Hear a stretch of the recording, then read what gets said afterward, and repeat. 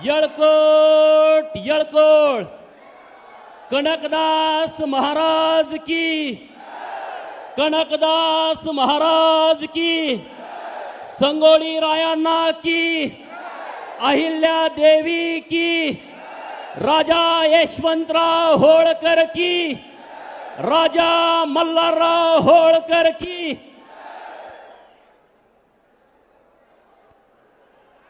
कनकदास पीठ पे उपस्थित जगत गुरु महास्वामी जी,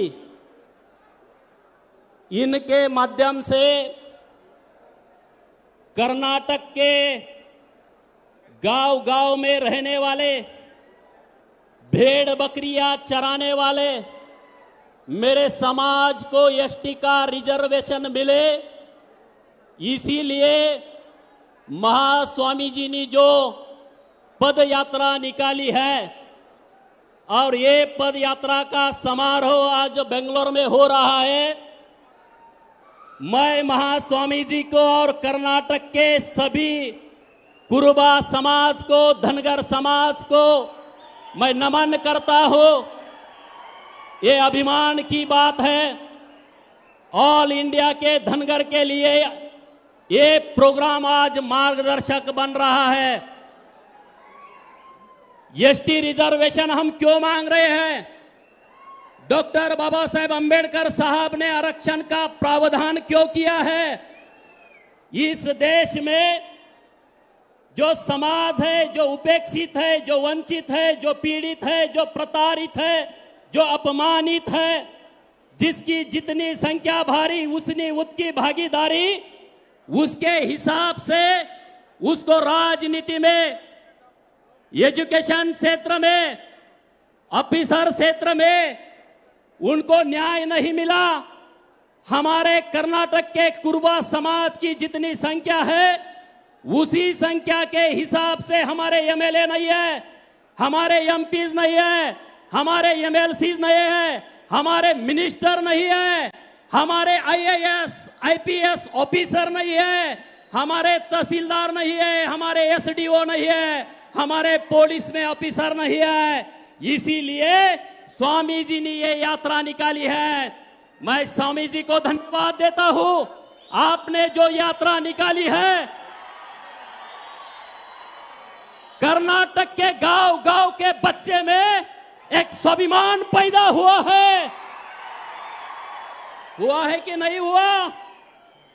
स्वाभिमान पैदा हुआ है कि नहीं हुआ? स्वामी जी के हिसाब से जोर से बोलो, हुआ है क्या?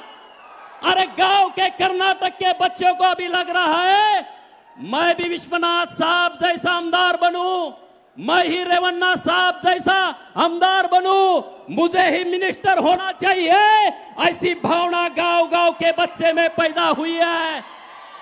ये इस रैली से गांव के बच्चों को लग रहा है मैं भी आईएएस ऑफिसर बनूं, मैं भी कलेक्टर बनूं, मैं आईपीएस बनूं। इसीलिए मैं स्वामी जी को धन्यवाद देता हूं और सभी कर्नाटक के युवा लोगों को मैं यही बोलता हूं, इस देश में कन्याकुमारी से जम्मू कश्मीर तक, अरबी समुद्र से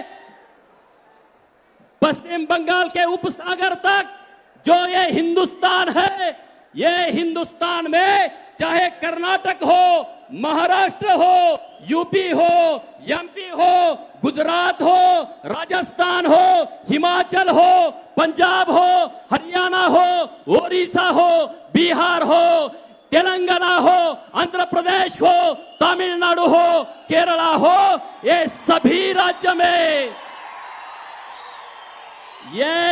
राज्य में धनगर समाज, कुरुबा समाज, ओरान समाज, पाल समाज, बघेल समाज, जिसको अलग अलग से नाम से जाना जाता है, मैं स्वामी जी से एक विनती करना चाहता हूं।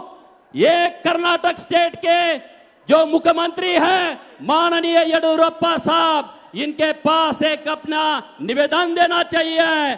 हमने महाराष्ट्र में जो आंदोलन किया था, 2018 में हमारी ही मांग है कि महाराष्ट्र के धनगर समाज का एसटी की अंमलबजावनी की जाए।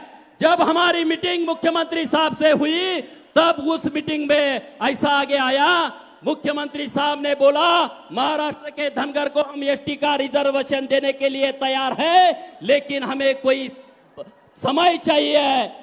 जब समय चाहिए ऐसा सरकार बोला तो एक सामने विषय आया, उन्होंने एक निर्णय किया, जब तक महाराष्ट्र के धनगर समाज को एसटी का सर्टिफिकेट नहीं दे जाता है तब तक जो आदिवासी को वही धनगर को, जो एसटी को वही धनगर को।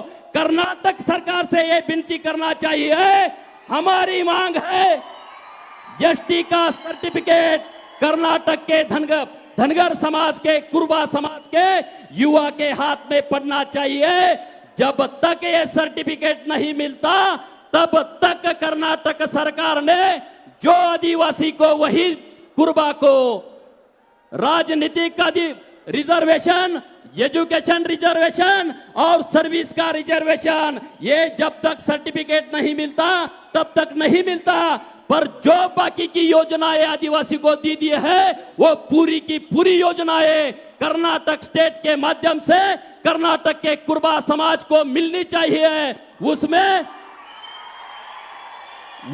बच्चों को हायर एजुकेशन हो, इंग्लिश मीडियम में स्कूल में जो टॉप कॉलेजेस है इंग्लिश मीडियम के, उसमें आदिवासी के बच्चों को एडमिशन दी जाता है, उसी तरह से एडमिशन मिले, ये सब होना चाहिए। मैं सभी लोगों को धन्यवाद देता हूं, मुझे इधर बोलने का मौका दिया, और स्वामी जी को मैं बहुत बहुत शुभकामनाएं देता हूं। आप जैसे निष्कलंक चारित्र संपन्न आदमी की वजह से कर्नाटक के सभी कुर्बा एक हो रहे।